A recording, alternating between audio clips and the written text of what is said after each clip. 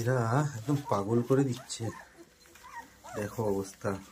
এরা একজন আরেকজনের হিসু খাচ্ছে এরকম ভাবে, আর এদেরকে যার জন্য আলাদা রাখতে হচ্ছে, না হলে এতে পেট খারাপ হচ্ছে।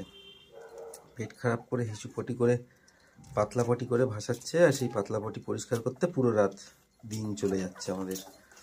তার জন্য এরকম সেপারেশন করেছি। প্রথমে গামলাগুলো থেকে বেরোনো শিখে গেছে, তারপরে আজকে সকালে এই ব্যারিকেডটা দিলাম। আর ওই দেখো দেখো ওকে ফুল ব্যারিকেড থেকে বেরোনোর একদম, আর দুদিনের মধ্যে ওরা এই ব্যারিকেড থেকেও বেরিয়ে যাবে। আরও বড় ব্যারিকেড দিতে হবে। আর একে দেখো ভাগ, হুসু খেয়েই যাচ্ছে।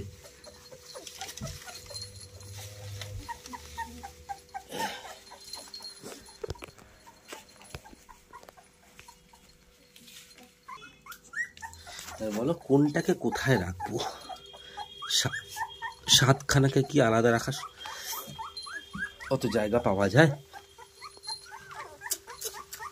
দেখো এখানে থাক।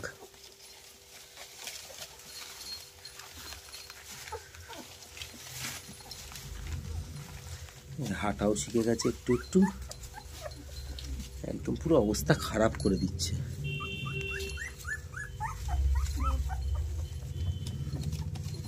দেখো গলা চুলকায়।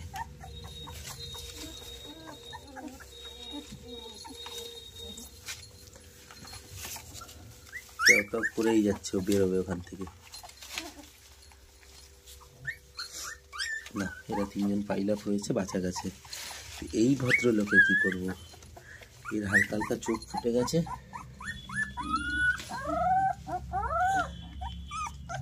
এই দেখো, এটাই প্রথম যার চোখ হালকা হালকা ফুটেছে। মনে হচ্ছে না এখনো পুরোপুরি দেখতে পাচ্ছে, চোখ হালকা হালকা ফুটে গেছে। ইনি আর দুদিনের মধ্যে ব্যারিকেড থেকে শিওর বেড়ে যাবে। আবার কাঠ কিনে আনতে হবে বড় ব্যারিকেড দিতে।